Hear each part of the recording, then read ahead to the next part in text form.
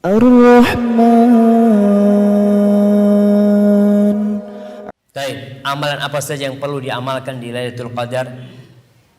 Semua amal kebajikan.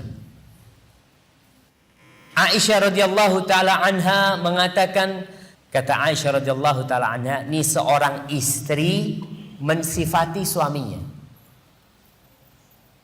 Karena jamaah, yang paling kenal sama kita itu adalah pendamping hidup kita. Dia bersama kita 24 jam kali 360. Sehingga dia tahu kelakuan kita. Aisyah radhiyallahu taala anha tahu nih sama suaminya sallallahu alaihi wasallam. Nabi alaihi salatu wasallam ketika masuk di bulan Ramadan, beliau itu bersungguh-sungguh beribadah, menambah volume ibadahnya lebih dari di bulan-bulan selain Ramadan. Masuk Ramadan, ganti tuh, ibadahnya bertambah. Kalau masuk 10 hari terakhir, maka di 10 hari itu beliau lebih semangat daripada 20 malam pertama. Maka volume ibadahnya apa aja? Yang jelas volumenya yang ditambah. Baik, yang pertama qiyamul lail. Amalan yang paling utama di Lailatul Qadar adalah qiyamul lail, salat malam. Salat malam itu namanya tarawih, sama itu qiyamul lail. Tahajud sama itu qiyamul lail. Artinya salat di malam hari. Salat setelah salat Isya itu disebut qiyamul lail. Rasulullah sallallahu alaihi wasallam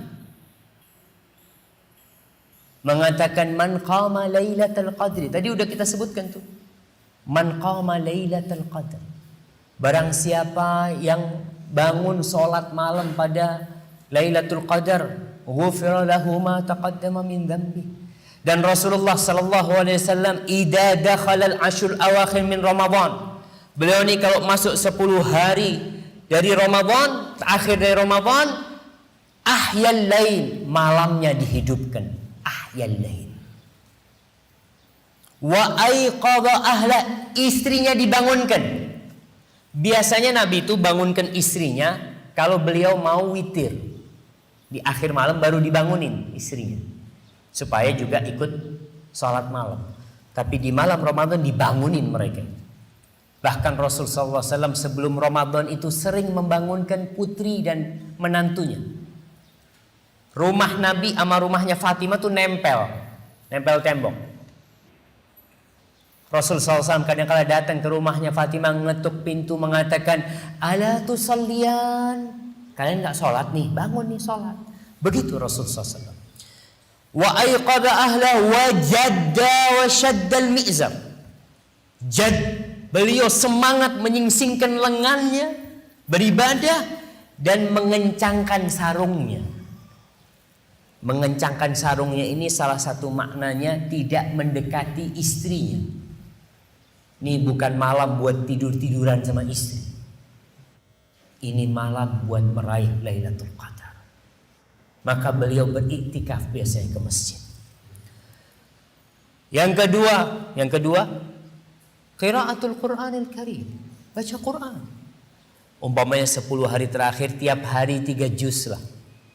Paling tidak 10 hari hatam Al-Qur'an Karim. Kemudian amalan yang ketiga, iktikaf. Iktikaf itu yang paling sempurna 10 hari. Kalau nggak bisa, ya antum ambillah malam-malam ganjilnya. Umpamanya Ustaz, ana masih kerja Ustaz. Inilah persiapan untuk Lailatul Qadar itu seharusnya sebelum Ramadan. Ada orang-orang, saya berjumpa dengan orang-orang yang 10 hari terakhir dia berhenti bekerja. Kenapa? Dia udah persiapkan. Dia punya duit, sudah dia tabung. Pas malam 10 hari terakhir ngomong sama istrinya, nih biaya untuk 10 hari ini sudah aku tabung untukmu. Cukup sudah. Aku 10 hari ini untuk Allah Jalla Jalla. 360 hari. 350 hari aku sibuk dengan dunia. 10 hari aku ingin di rumah Allah Jalla Jalla. Yang gak bisa ya boleh malam-malam ganjil. Boleh gak iktikaf malam harinya, paginya pulang? Ya boleh-boleh aja. Karena iktikaf itu boleh 1 jam di masjid boleh. Tapi tentunya tidak sempurna. Iktikaf yang sebenarnya adalah iktikaf yang 10 hari. Ada yang mengatakan syarat iktikaf itu puasa, ada yang mengatakan tidak puasa. Tapi yang jelas intinya kita berusahalah 10 hari itu paling tidak semalam ke masjid. Full. Umpamanya kita ngomong sama keluarga kita, ngomong sama ibunya, Bu, malam ini habis berbuka Anda nggak pulang, besok Anda habis sahur pulang, habis subuh Anda pulang. Gak apa-apa di masjid. Apalagi masjid kadang-kala ada program-program iktikaf ya, di situ sahur sudah disiapkan. Insya Allah itu tidak ada masalah.